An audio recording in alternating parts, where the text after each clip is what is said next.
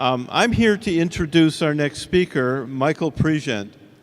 He's Executive Director of Veterans Against the Deal, a new group formed to oppose the Iran deal. Michael served for 20 years in the 101st and 82nd Airborne Divisions as a Middle East intelligence officer, 7 years in the Defense Intelligence Agency as an expert on Iranian influence in Iraq. He served in 3 wars, the First Gulf War, Afghanistan, and Iraq. Pregent has served as a counterinsurgency intelligence officer at Central Command, U.S. Central Command, a company commander in Afghanistan. He was embedded with the Peshmerga, the Kurdish military forces of autonomous Iraqi Kurdistan in Mosul, Iraq. The U.S. Embassy in Baghdad, working on Iranian malign influence in Iraq for Generals Odinero and Petraeus, as an advisor to Iraq's security and intelligence services, and as an extremism and foreign fighter analyst back at CENTCOM, U.S. Central Command. Michael holds a master's degree in strategic public relations from the George Washington University, and like me, he's a graduate of the Defense Language Institute. At DLI, he studied modern standard Arabic and Egyptian dialect. He has written for several publications and appeared on networks that are not all conservative. He's written for Foreign Affairs, The Wall Street Journal, Foreign Policy, The Long War Journal, The Daily Beast, and Business Insider, and has appeared on the BBC, CNN, and Fox News. Okay, well, have you guys seen the Veterans Against the Deal? Any of our ads out there? We got Veterans Against the Deal. We are basically former intelligence officers from the CIA, Defense Intelligence Agency, the National Security Agency. We also represent veterans going back 36 years.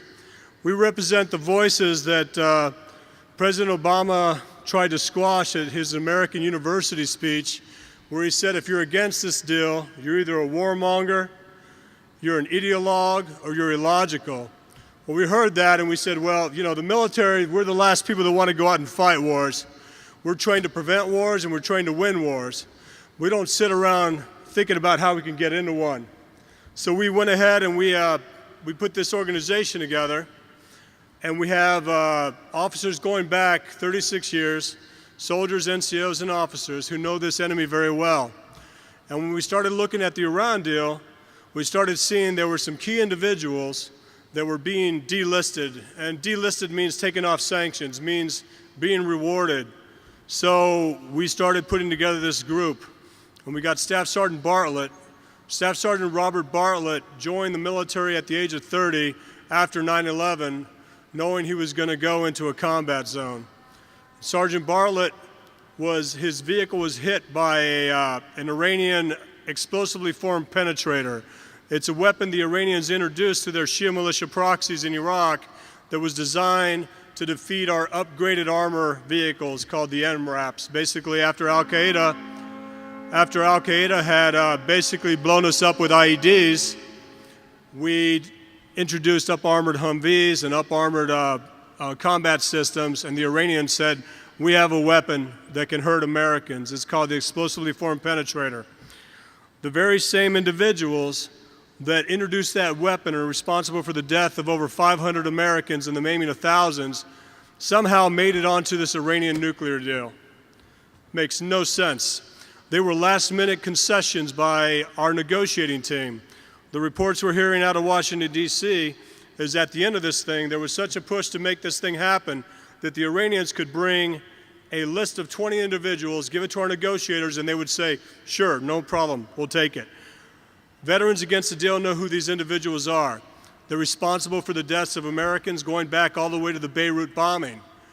They're the individual in charge of putting down the Green Revolution in Tehran in 2009, the besieged commander. I don't know if any of you remember the Green Revolution of 2009, but the U.S. sat on its hands, and the Iranians noticed.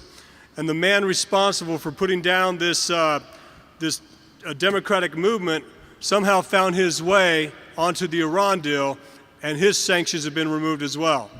He's the man who ordered Democratic opposition candidates be arrested and also responsible for ordering his besieged militants to shoot protesters.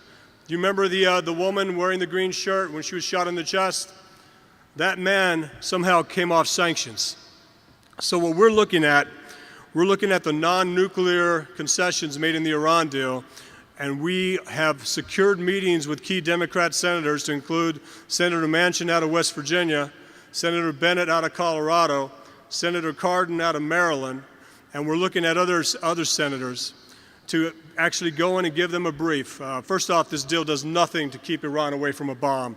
If they don't cheat, they get a bomb in 15 years. What that means is my daughter, when she graduates high school, Iran will have a nuclear weapon, and we find that unacceptable. What it also means, in 5 years, Iran will have advanced weapons in the Middle East capable of shooting down U.S. aircraft and also Israeli aircraft.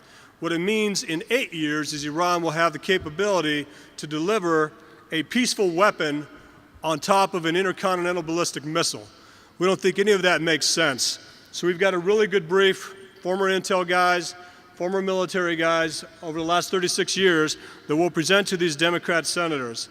And our goal, even if you come out for this thing, you haven't voted yet, and we think our voice needs to be weighed. The voice of veterans going back 36 years needs to be weighed higher than an administration leaving office in 17 months. We have that voice, we have the facts. Our campaign is a fact-based campaign. We can say things like Iran has, Iran is, and Iran will. Supporters of this deal say Iran may, Iran could, Iran should, and we hope. Hope is not a method. That's a military term. This campaign is not a hope is not a method of campaign. This is a fact-based campaign.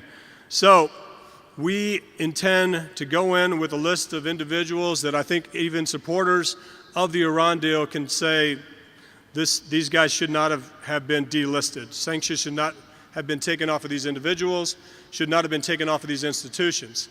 We basically, I don't know if you know this either, if you look at the Iran deal, all of the shipping companies that were facilitating weapons transfers to Hezbollah have somehow found their way onto the Iran deal and been delisted.